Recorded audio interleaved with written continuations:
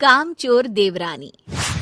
एक बार की बात है, सुषमा अपने पूरे परिवार के साथ खुशी खुशी मोहन नगर में रहती थी।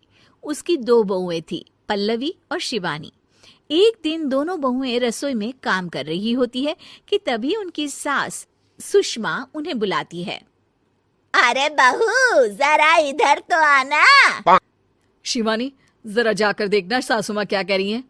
दीदी आप ही देख लो ना जाकर, आपको भी तो सुनाई दे रहा है। अरे मैं आटा गूंद रही हूँ ना, तुम चली जाओ। हाँ तो मैं भी तो सब्जी काट रही हूँ ना दीदी। अरे बहू जल्दी आओ। ओह, ये तो जाएगी नहीं। मैं ही जाकर देखती हूँ कि क्या करना है। पल्लवी सुषमा के कमरे में जाती है। जी मम्मी जी, क्या हुआ? शाम को घर पर कुछ मेहमान आने वाले हैं, तो तुम अच्छा सा खाना बना लेना बहू।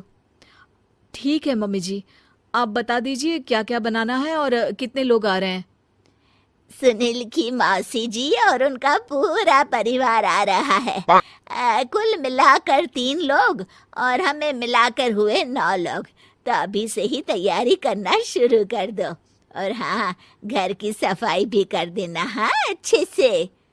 जी मम्मी जी, सब काम हो जाएगा, आप चिंता मत कीजिए। पल्लवी शिवानी को घर में मेहमान आने वाले हैं इसके बारे में बताती है। क्या 9 लोगों का खाना बनाना होगा, घर की सफाई करनी है? बाप रे, सासू माँ ने तो हमें घर की नौकरानी ही समझ कर रखा है। ऐसा नहीं बोलते शिवानी, हम इस घर की बहू हैं और घर के काम करना हमारा फर्ज है। दीदी तो है ही सासू माँ की चमची, जब देखो सासू माँ सासू माँ। मैं तो इतना सारा काम नहीं करने वाली। शिवानी कपड़े लेकर गमला साफ कर रही होती है और चक्कर आने का नाटक करने लगती है। मेरा सर चकरा रहा है। तभी वहां पल्लवी और सासू माँ जाते हैं। अरे बहू, क्या हो गया तुम्हें?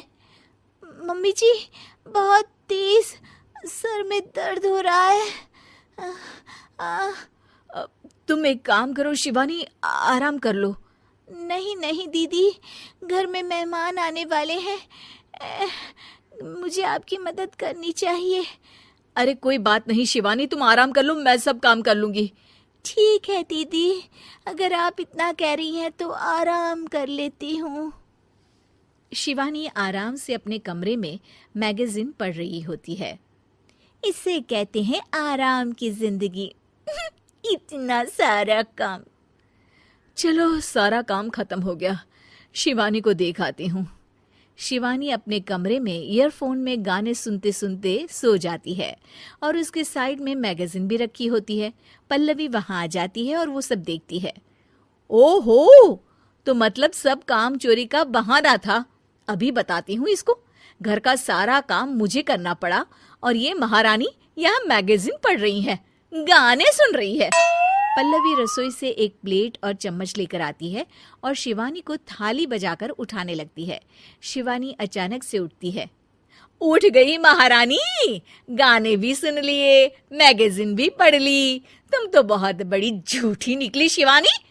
तुमने सर दर्द का बहाना बनाया ताकि काम करने से बच सको। हाँ बनाया बहाना, तो क्या करती, इतने सारे काम करती। मुझे कोई शौक नहीं है चापलूसी का। क्या चापलूसी? तुम्हें लगता है कि मैं सारे काम चापलूसी के लिए कर रही हूँ? नहीं तो क्या। तभी वहां सासू माँ आ जाती हैं। अरे बहू, वो लोग बस आने ही वाले हैं, तुम तैयारियां कर लो। जी सासू माँ, तुझे तो मैं बाद में देखती हूँ। सब खाना खाने बैठते हैं और खाना शुरू करते हैं। तभी सुनील की मौसी बोलती है। वाह भाई वाह, खाना तो बहुत ही अच्छा बना है सुषमा जी, एक एक चीज में क्या स्वाद है। ये सुनकर शिवानी मुंह बना लेती है। उसे अपनी जेठानी की इतनी तारीफ रास नहीं आती। आपकी बहुएं तो बहुत ही अच्छा खाना बनाती हैं। हाँ बनाती तो दोनों ही अच्छा है, पर आज ना ये सारा खाना बड़ी बहू ने बनाया है। छोटी बहू की तबीयत ठीक नहीं थी, सो इसलिए। मानना पड़ेगा सुषमा जी, आपकी बड़ी बहू तो बहुत ही गुणवान है। पल्लवी की तारीफ सुनकर शिवानी को जलन होती है। पल्लवी ये सुनकर खुश हो जाती है और शिवानी की तरफ देखकर उसे चिढ़ाती है। कुछ देर बाद मेहमानों के जाने का वक्त हो जाता है। मौसी जी सबके लिए उपहार लाई होती है। वो सबको शगुन के पैसे देती हैं और अंत में पल्लवी के पास आती है। तुम्हारे लिए शगुन का लिफाफा तो है ही, पर बहू तुम्हें एक और उपहार भी मिलेगा इतना अच्छा खाना बनाने के लिए। मौसी अपने सोने के कंगन निकालकर पल्लवी को पहना देती है। ये लो, ये मेरे मनपसंद कंगन है, अब से ये तुम्हारे हुए। धन्यवाद मौसी जी।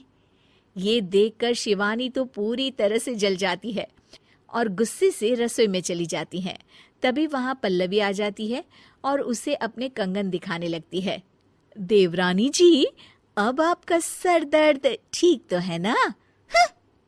मुझे लगता है कि अब सर दर्द शुरू हो गया होगा आपका।